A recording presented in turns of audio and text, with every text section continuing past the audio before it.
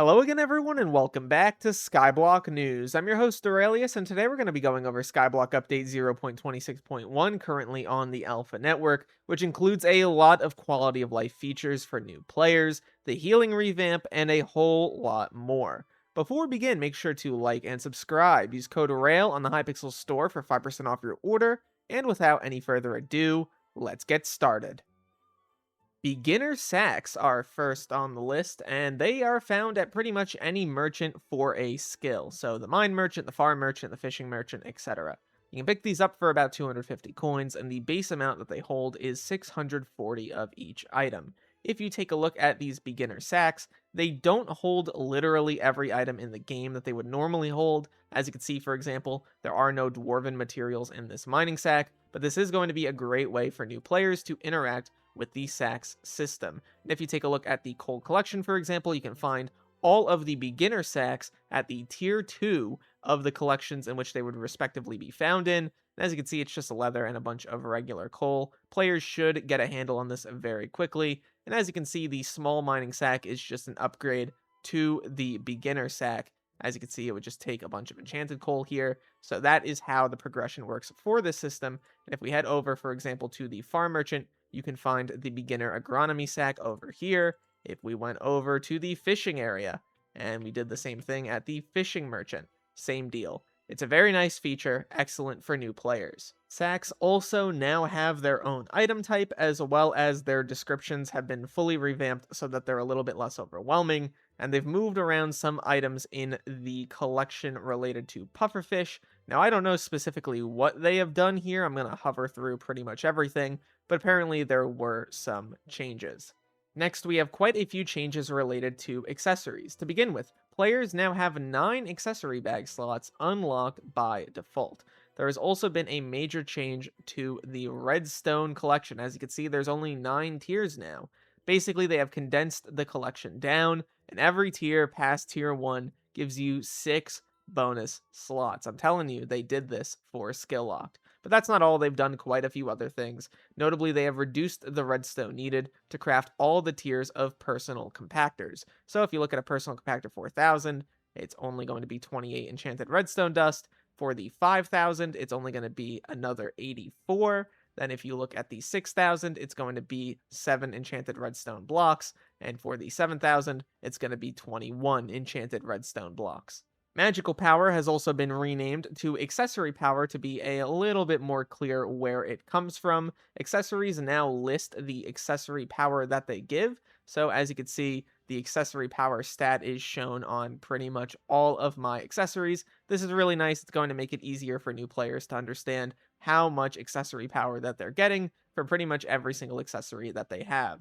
They've also reworked the description of power stones to make it easier to understand what to do with them. I imagine this is the actual stones that you're holding in the world before you turn them in. This would make a lot more sense. They've added a dismissible chat message for the first time a player finds an accessory. They've also added an alert if you put an accessory on your head. So if I grab this Kudra heart, put it on my head, it says, "This doesn't go on your head. Place this in the accessory bag found in the bags section of your Skyblock menu." And there's also an info button on the bottom of the accessory bag that shows you how to unlock more slots, which is very, very nice. The entire progression path for farming has been pretty much completely changed. To begin with, farm suit armor no longer exists, and it is now called farmhand armor. And as you can see, they have swapped farmhand armor and the harvesting discount in the wheat collection. They've gotten rid of both abilities and the gemstone slots. They've changed some stats, redid the colors, and added a tip that explains how farming fortune works to pretty much every piece of this gear. Farm armor also got a change. As you can see, it is now called Haymaker armor.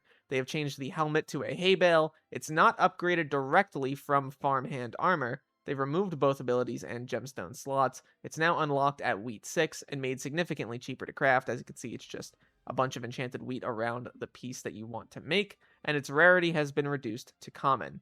Pumpkin armor got renamed to Sprout armor. It's now a direct upgrade from Haymaker armor. It's found in Carrot Collection 8 now, and each piece gives you 15 farming fortune. They've removed the existing ability. As you can see, it just costs 64 enchanted carrots per piece.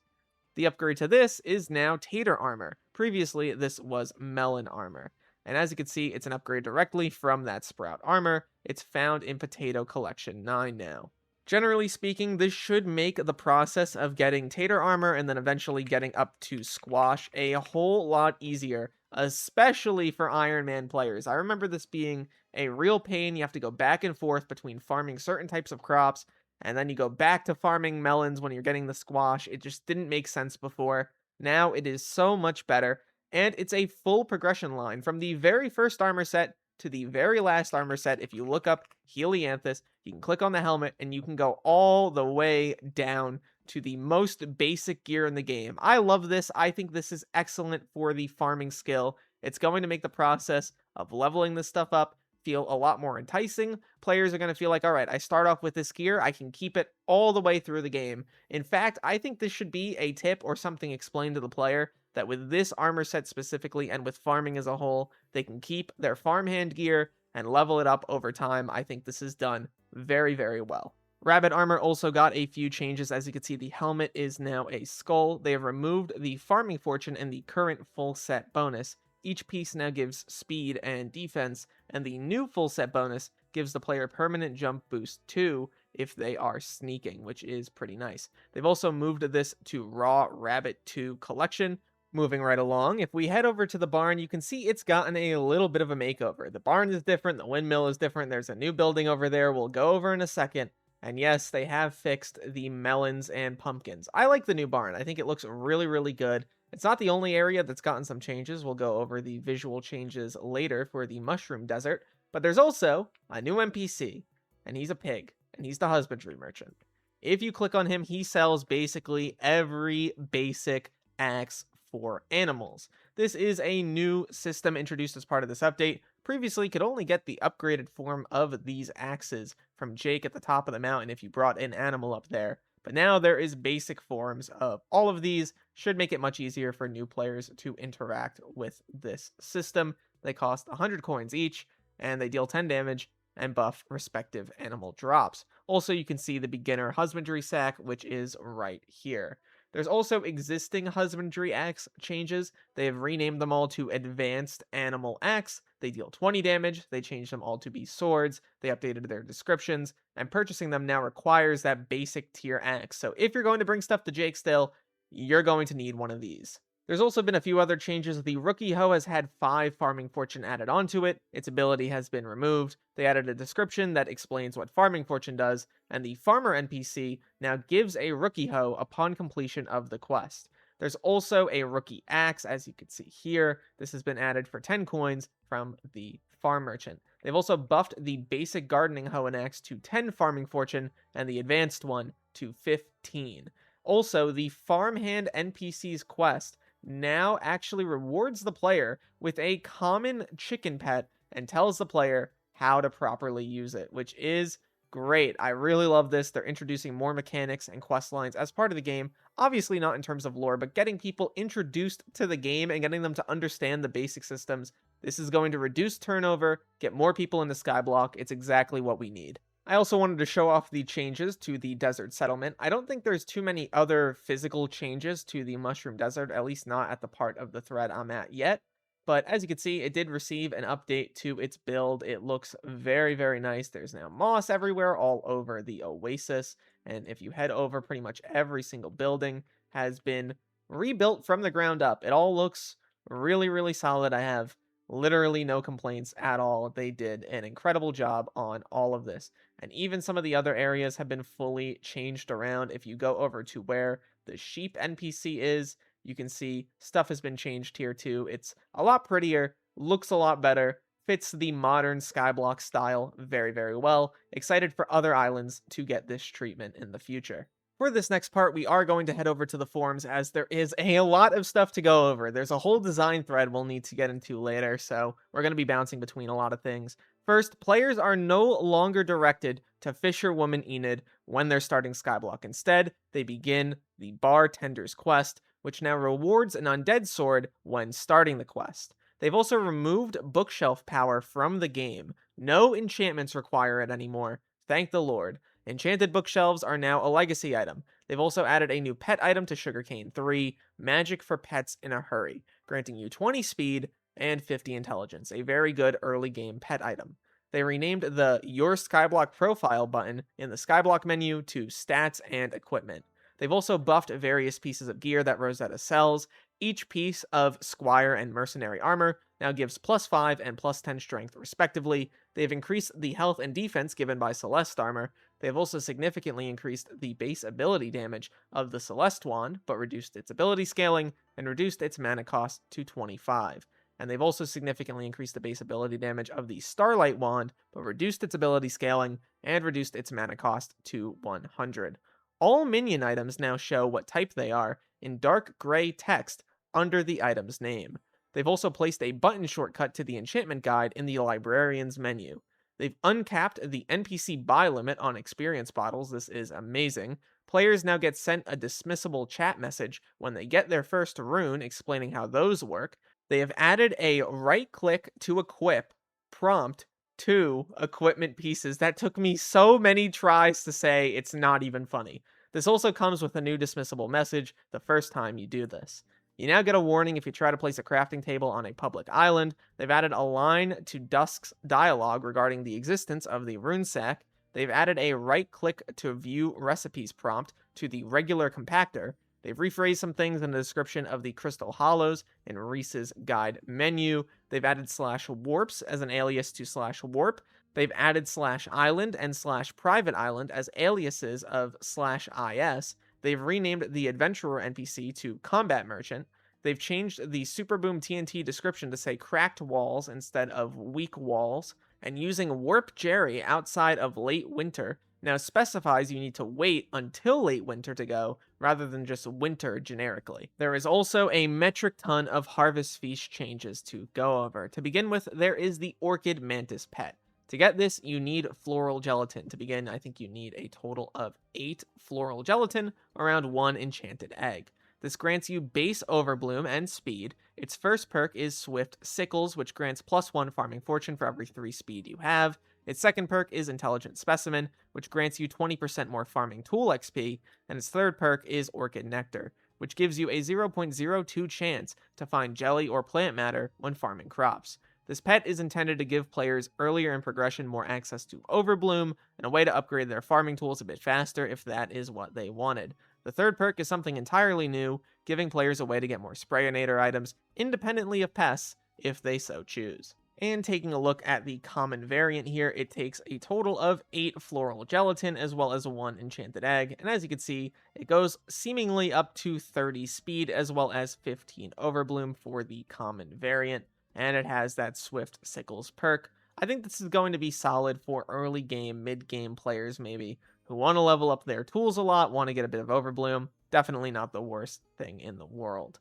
The team is also going to be giving Thorns a bit of a use in the form of the Blooming Thorns. This applies the Thorny Reforge when combined with equipment, and at Legendary it'll give you 1.25 Overbloom, 10 Farming Fortune, and have the Thorny bonus, granting you an additional 0.1 Overbloom per tier of Thorns on all of your armor pieces. It'll need a few Thorn Shades, a bunch of compacted wild roses, a few Thorn Fragments, and some cactus flowers.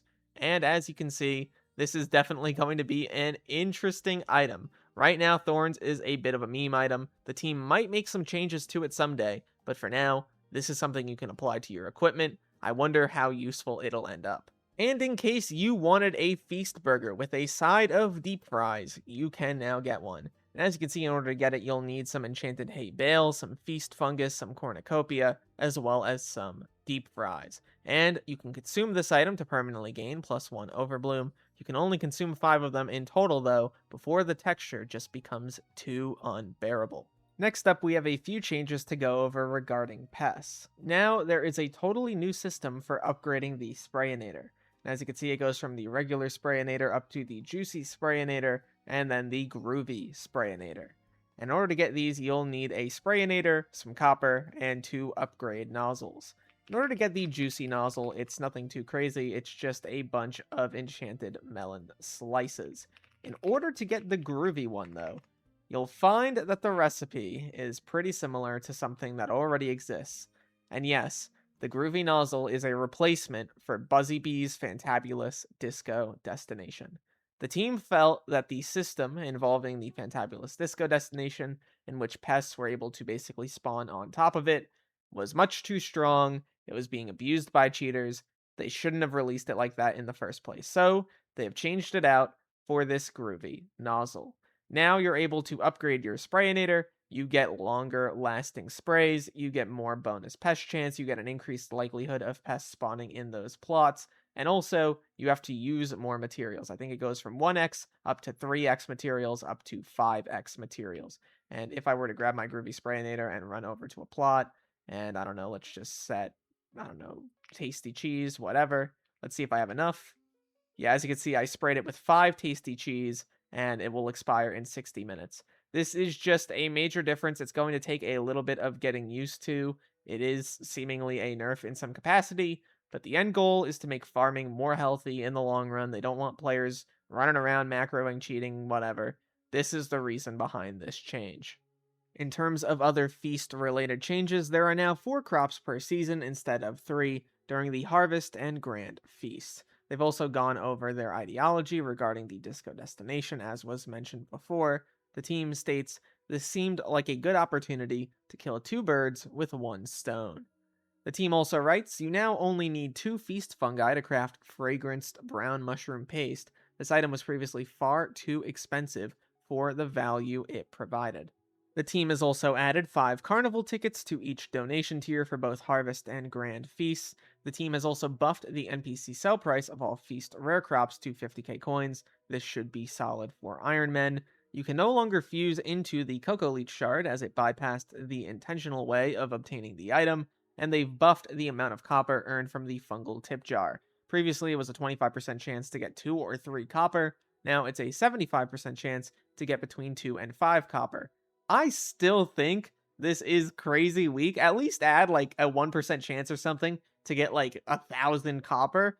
I don't know. Maybe I'm crazy, but I still think this is not going to be very strong.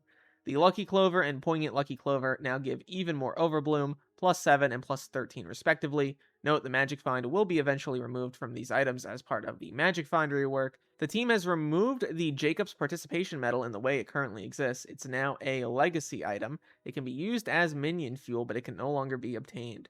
They've added the Super Jacob Entertainment System minion upgrade item, which generates Jacob's tickets at the same rate.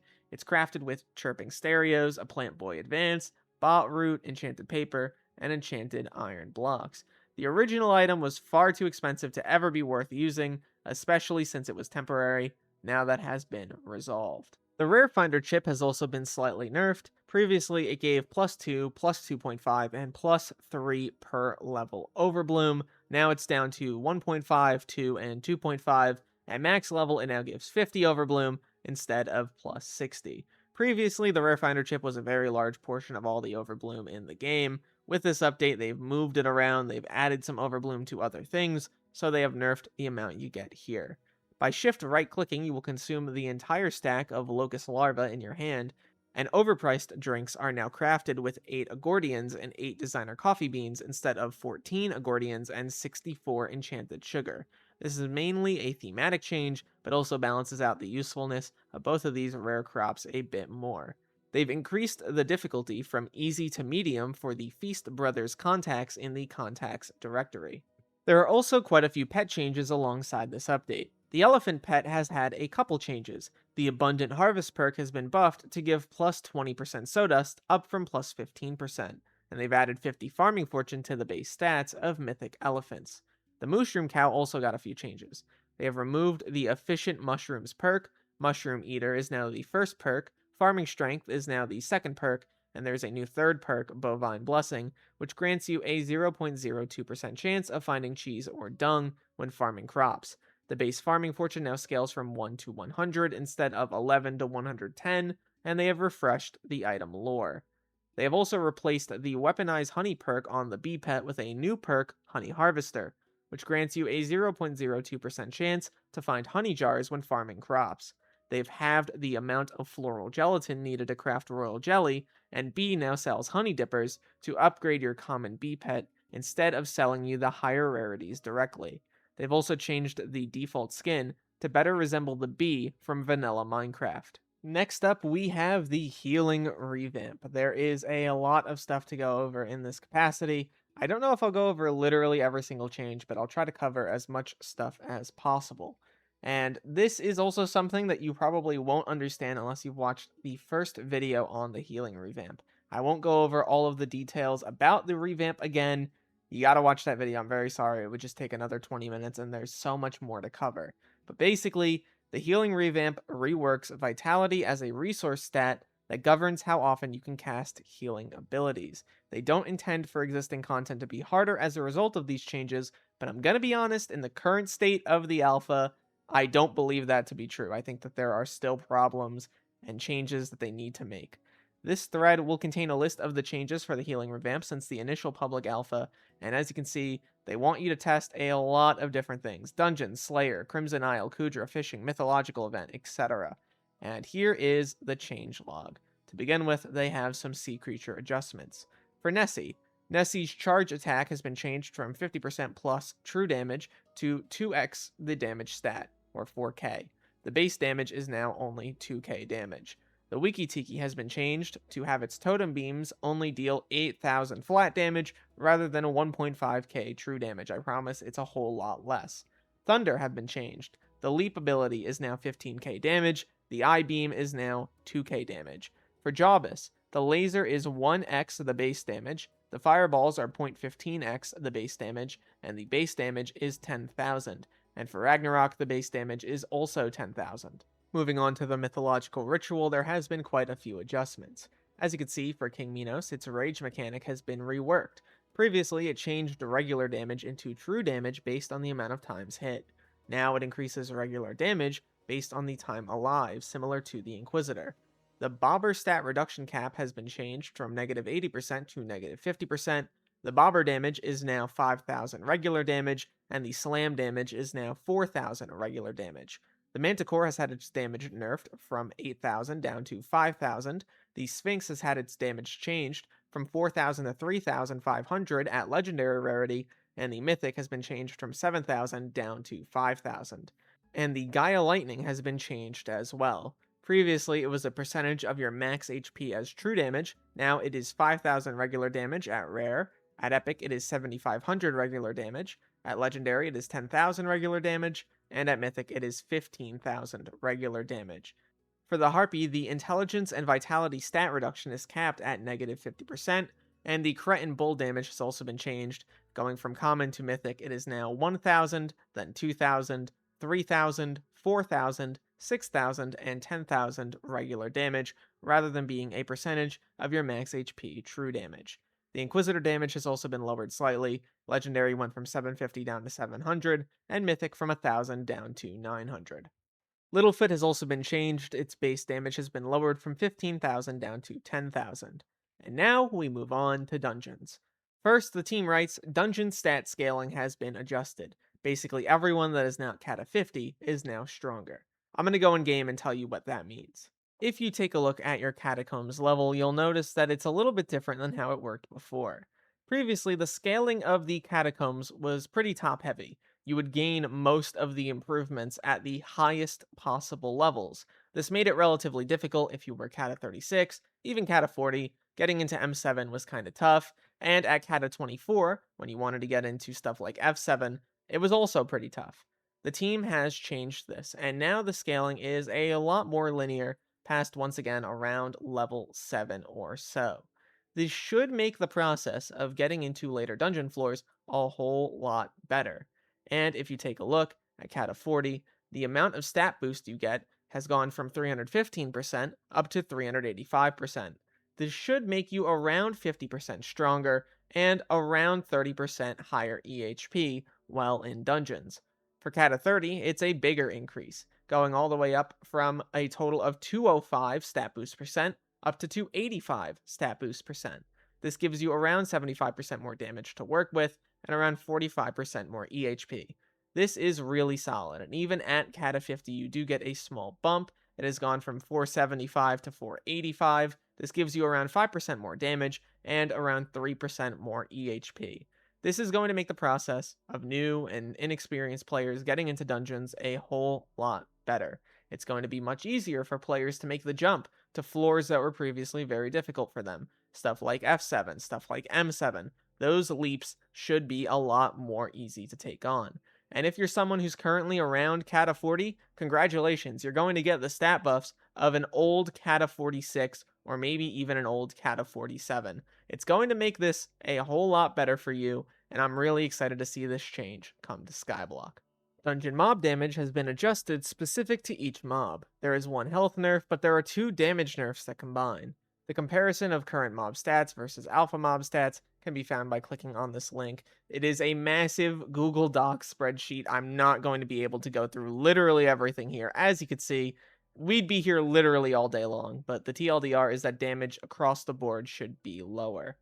Taking a look back on the main thread, they have nerfed the HP and damage of regular dungeon mobs. Mobs on E0 to F6 deal less damage on top of the mob-specific adjustments. This is mostly intended for the new player experience. So in entrance, it's 0.7, in floor 1, it's 0.5, floor 2, it's 0.45. Basically, these are damage multipliers, and them being multiplied by a number lower than 1 is basically saying they're getting nerfed by a significant margin. Floor 3, Floor 2, Floor 1, and Floor 4 should see the biggest reductions in damage based on this system, with Floor 5 and 6 easing you into that higher damage number, which makes a lot of sense.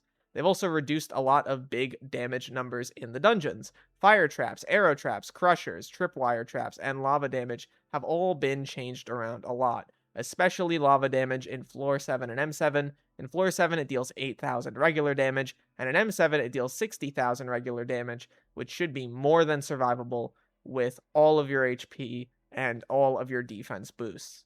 There have also been a few clash changes. Berserker now awards 0.75% melee damage increase per level up.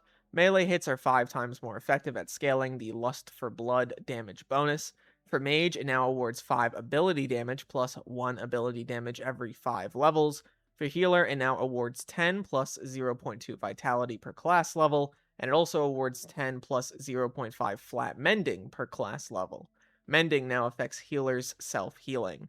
And for Tank, it now awards 10 plus 0.5 Vitality per class level. There have also been a bunch of Slayer changes, but across the board, the vast majority of these are just reductions in damage, especially for Blaze. As you can see, 30k damage down to 9k. I've still seen some amount of issue with Blaze specifically in this release. In fact, I don't think in this specific variant of the alpha, the update is ready. If the team is able to get out changes, especially revolving around Blaze, fix those. I've also seen bugs related to dungeons, so on and so forth. I think this update could get into a ready state relatively quickly, but still, more number changes are needed. Also, Smoldering Polarization's immunity effect will last for 10 seconds after you kill the boss, and you can now destroy Blaze Pillars without a Wisp Pet. You can destroy them faster by using a Wisp Pet and by having the Cold Fused Reforge.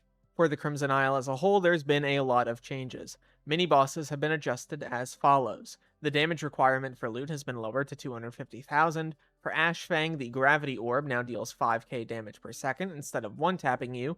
They reduced the healing per Blaze absorbed to 250k, and they reduced the Blaze HP to 2 million. For Blade Soul, they reduced the base damage down to 3,000, and they made Wither Plume deal 7,500 regular damage. For Mage Outlaw, they attempted to make damage over time effects not nuke you against the Mage Outlaw. And for Barbarian Duke, they reduced the damage to 2,500 and reduced the stun duration by 50%. For Magma Boss, they reduced the HP and its minions' HP by 20%. For Kudra, mob damage has been halved. This does basically nothing for newer players. The goal is for endgame players to never struggle with healing in Kudra, and this should accomplish it.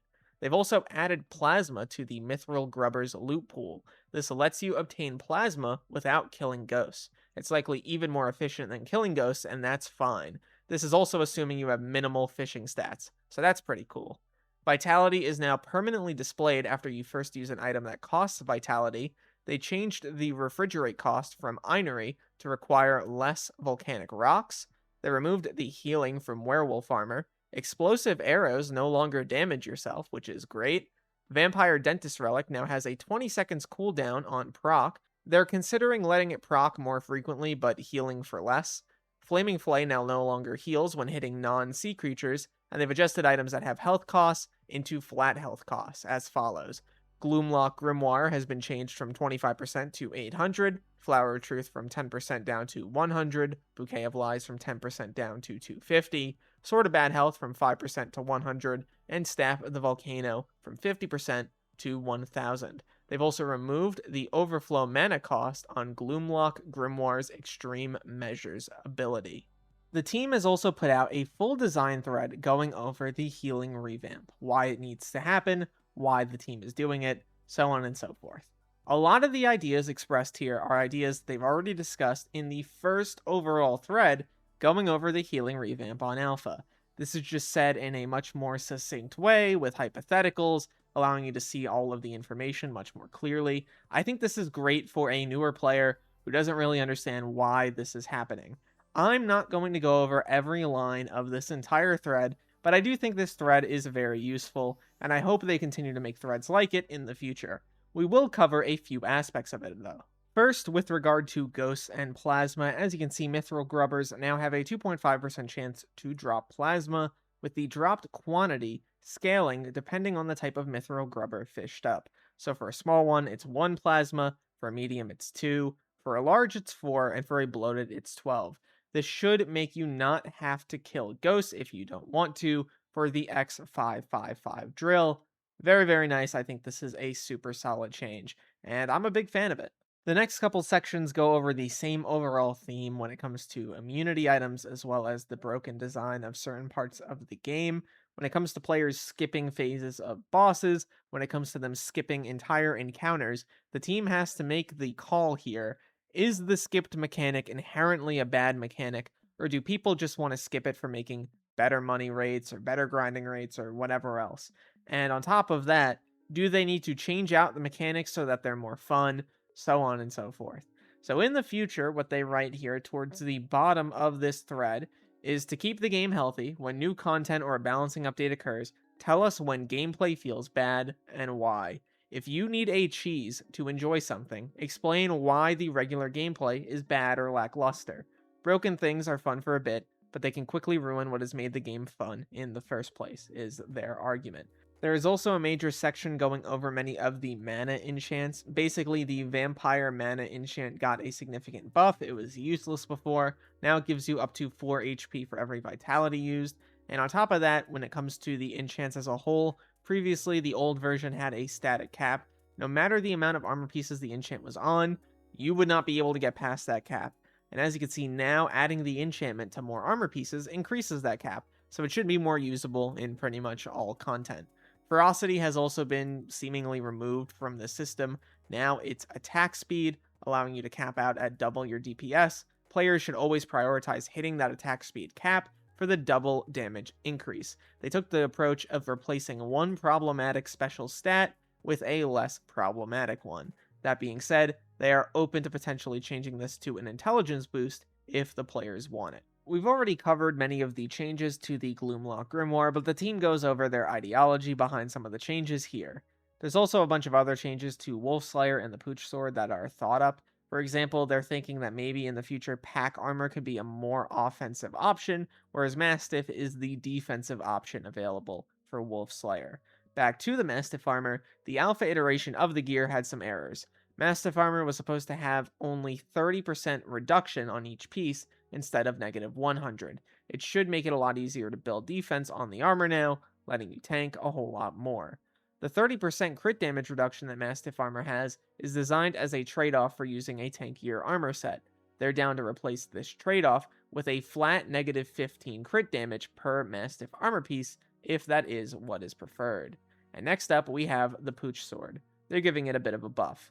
It will now be less reliant on Wolfslayer armors, giving the old pack mentality perks by default. Deal plus 20 damage per Wolfslayer level, doubled by default.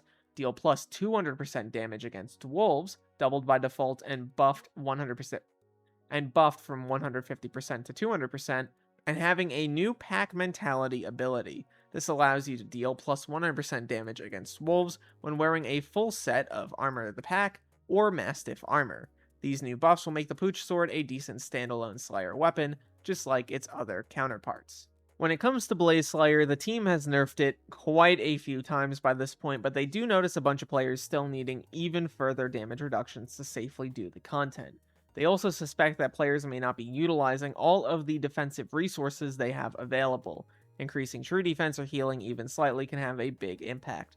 They state all of these items that players are able to use if they wanted to fight the boss, but I'm going to be honest with you, even after watching some very high level players with max gear try the boss and get down to 40-30% HP, even dying before swapping off of certain enchantments or whatever else.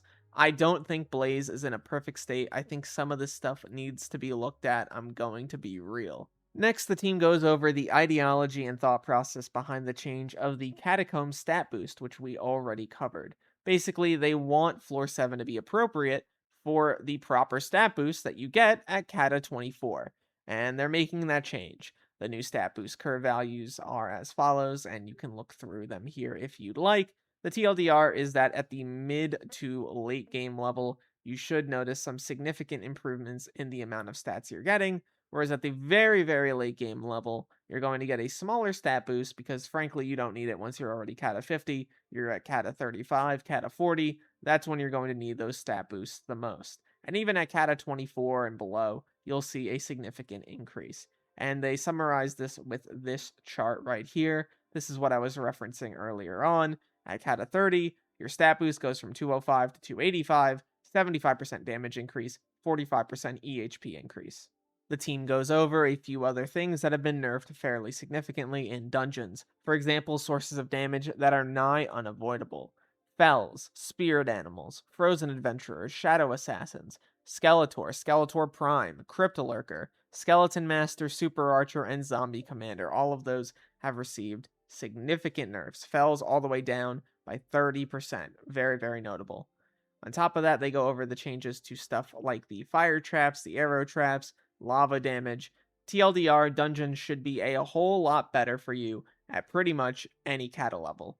When it comes to deployables, what they came up with was the Plasma Flux having a bit more healing, but being less efficient on the mana regeneration, while the SOS Flare was extremely powerful within the Crimson Isle and Kudra, but did not work well for healing outside of the Crimson Isle.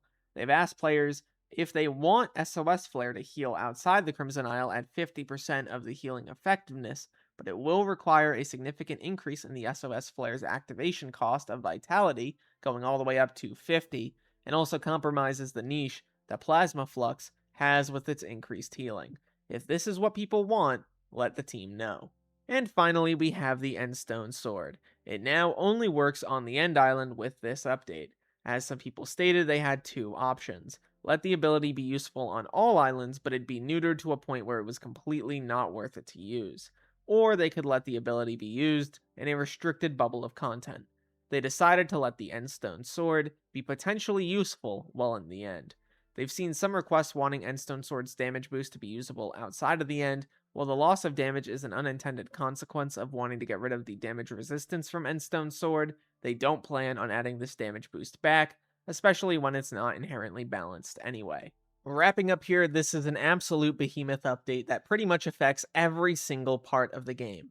For the most part, aside from the healing revamp and the Buzzy Bee change, I think pretty much everything else is universally liked. There's a lot of stuff that I think people enjoy. The new player changes are great. I think everything they've done in that regard is solid. Most of the Harvest Feast changes as well are also solid. I don't think there's a lot of complaints about those. The Buzzy Bee thing is a big deal. A lot of players are relatively upset about it. Frankly, the team should not have introduced it in the first place. It was way too powerful. Macroers were able to get away with a lot because of it, and it needed to be changed. It obviously sucks that this happened, I completely agree, but it was probably something that needed to happen. In terms of the healing revamp, I think most of it is in a solid spot, especially the dungeon stuff from what I've seen. Aside from a few bugs, there are some glitchy things that allow you to get one shot or whatever. That'll get patched within a few days, I'm not really worried about it.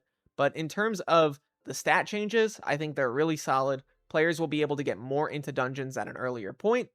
Great, I'm a big fan. In terms of Blaze Slayer, though, there is a little bit more that needs to be done, and I would love to see those changes happen. I would love to hear what you think about all of this stuff down below. Leave all of your thoughts there, and look to the future, fellas. I'll see you then.